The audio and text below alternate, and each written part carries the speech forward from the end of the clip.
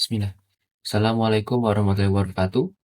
Perkenalkan, nama saya Gusti Bagus Chandra Wibawa dengan NIM 192231065 dan pada kesempatan kali ini saya akan mempresentasikan hasil review jurnal validitas dan reliabilitas tentang FFQ dan SQFFQ.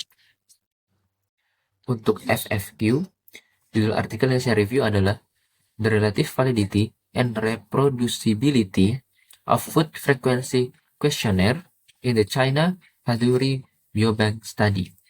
Penulisnya adalah Chen Siqin dan kawan-kawan.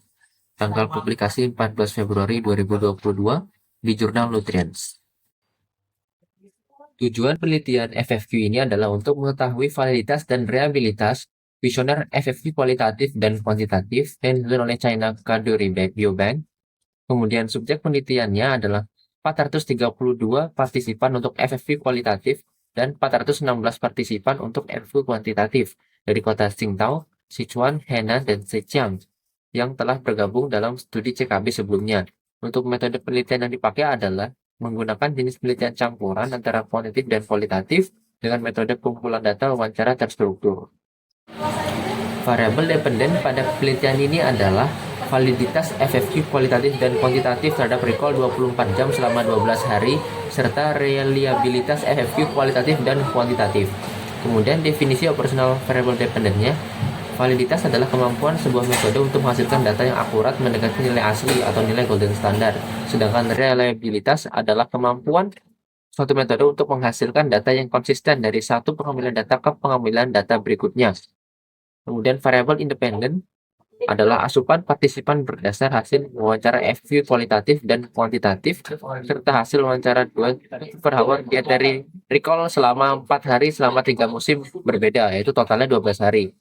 Definisi operasional variable independen yang pertama, FFQ adalah Food Frequency Questionnaire, yaitu metode survei konsumsi pangan yang melihat frekuensi asupan partisipan berdasar kelompok atau jenis makanan selama rentang waktu tertentu. Kemudian 24-hour data recall adalah metode survei konsumsi pangan untuk mengumpulkan data asupan makan dilakukan selama 24 jam terakhir. Langkah uji validitasnya adalah yang pertama, menyiapkan form frekuensi kuesioner FFQ kualitatif yang terdiri dari 20 kelompok makanan dengan pilihan jawaban never atau rarely, monthly, 1 until 3 day per week, 4 until 6 day per week, dan daily. Yang kedua, menyiapkan form kuesioner 24-hour data recall. Yang ketiga, wawancara 24-hour HDR dilakukan 4 hari, 3 hari di tengah pekan, dan 1 hari akhir pekan. Kemudian tiap musim selama 3 musim berbeda, musim panas, semi, dan gugur atau musim dingin. Yang keempat, wawancara FFQ kualitatif dilakukan 2 kali di musim kedua dan musim ketiga.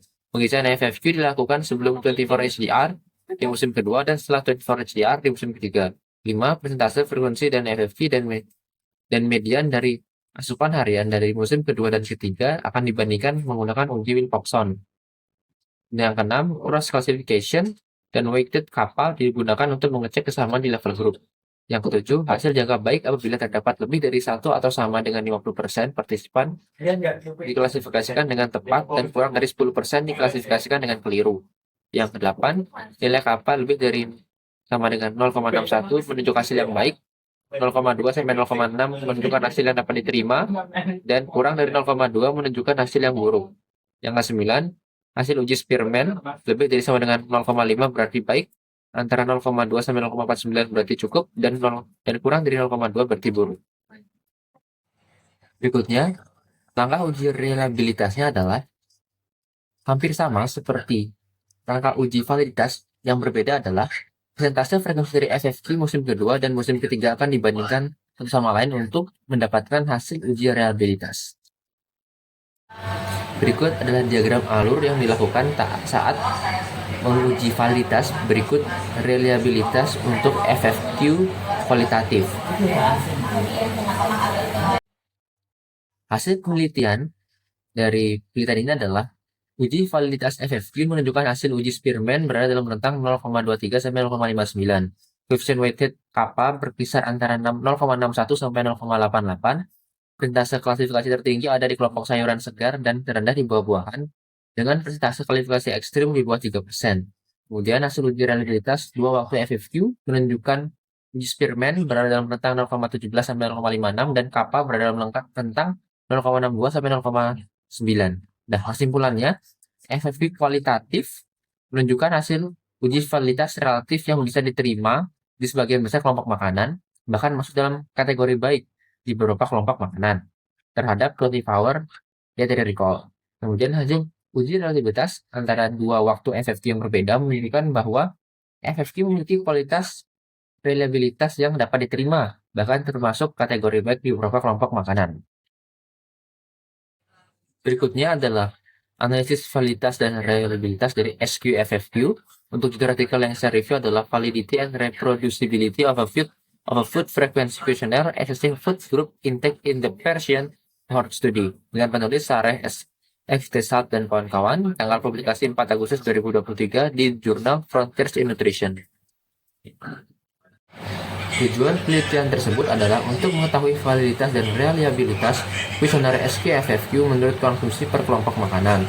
Kemudian sudah penelitiannya ada 978 orang dengan metode penelitian kuantitatif dengan pengumpulan datanya menggunakan wawancara terstruktur. Untuk variable dependennya adalah hasil uji validitas SQFFQ, yaitu FQ1 dan 2, terhadap 24-hour dietary recall selama 2 bulan sekali dalam 1 tahun, dan reliabilitas dari SQFFQ antara FQ1 dan FQ2. Kemudian definisi operational variable dependent, validitas adalah metode untuk memasang data yang akurat, kemudian reliabilitas adalah kemampuan suatu metode untuk menghasilkan data yang konsisten. Kemudian variable independennya, hasil wawancara 24-hour dietary recall 2 bulan sekali selama 12 bulan, yaitu 6 kali dalam setahun, dan SQFQ 2 kali di awal dan akhir penelitian. Kemudian definisi optional variable independennya, EFQ adalah Food Frequency Questionnaire, metode untuk menilai frekuensi asupan berdasar kelompok jenis makanan dalam tentang waktu tertentu. Kemudian 24-hour dietary recall adalah metode survei konsumsi pangan untuk mengumpulkan data asupan makan partisipan selama 24 jam terakhir. Kemudian untuk langkah uji validitasnya adalah yang pertama, menyiapkan kuesioner FFQ semi kuantitatif.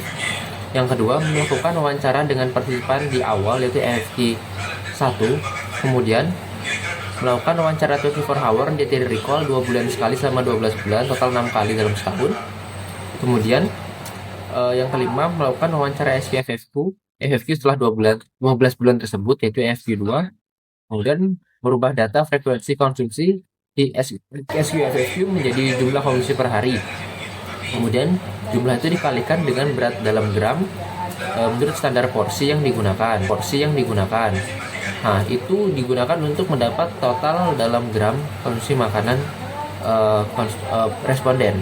Kemudian pada hasil wawancara 24-hour dietary recall, konsumsi dinilai berdasarkan rata-rata selama 12 bulan. Kemudian Spearman Rank Correlation Coefficient akan dicari untuk komponen fruit, energy adjusted, dan de-attenuated energy adjusted untuk menganalisis validitas relatif FFQ1 dan FFQ2 terhadap 24-hour dietary recall.